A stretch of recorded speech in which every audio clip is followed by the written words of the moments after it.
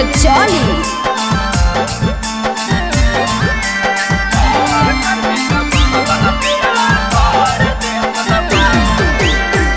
सोचल सपनवा छौड़ी होई जैत पूरा कर ले तू सावन के सोमार।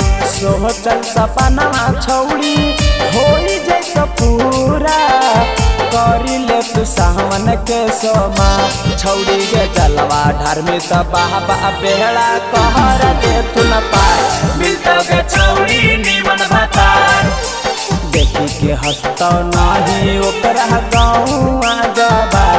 मिलतो के छौड़ी निमन भतार सोचल सपनवा छौड़ी होई जैत पूरा कर ले तू सावन के सोमार। सोचल सपनवा छौड़ी होई जैत पूरा कर ले तू सावन के सोमार। छौड़ी के जलवा ढरमी त बाबा बेड़ा कहर दे तू न पार। मिलतो के छौड़ी निमन भतार देखी के हंसतो नाही ओकरा गाँव जबार। मिलतो के छौड़ी निमन भतार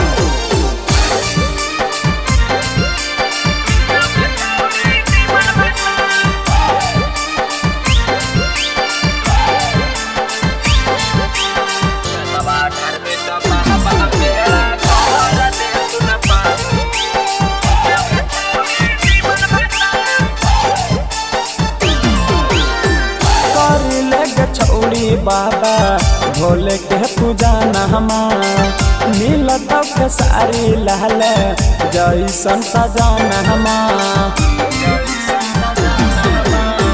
कर ले के छौड़ी बाबा भोले के पूजा नहमा मिलत के सारी लाल जैसन सजाना हमा। महानील बात हमर बुझे नहीं मजाक तो कर देसन बाबा चमत्कार।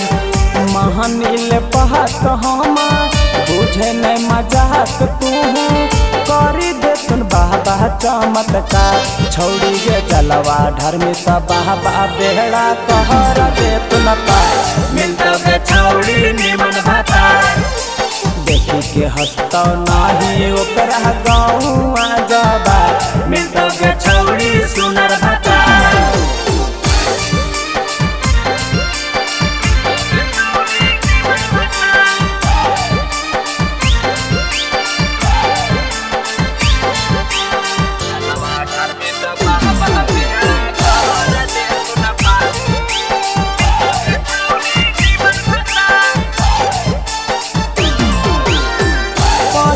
समारी गे जलवा चढ़ाई मन जोग दुल्हा तू छौड़ी के पाई।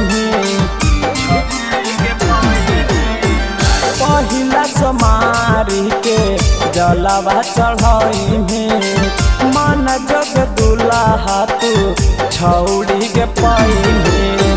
कहर दीपुलाल छौड़ी राइटर सुदामा कहो हक तोहरा बाराबार। कहर दीपुलाल छौड़ी राइटर सुदामा कहो हक तोहरा बाराबार। छौड़ी के जलवा ढरमी त बाबा बेड़ा कहर देत न पार।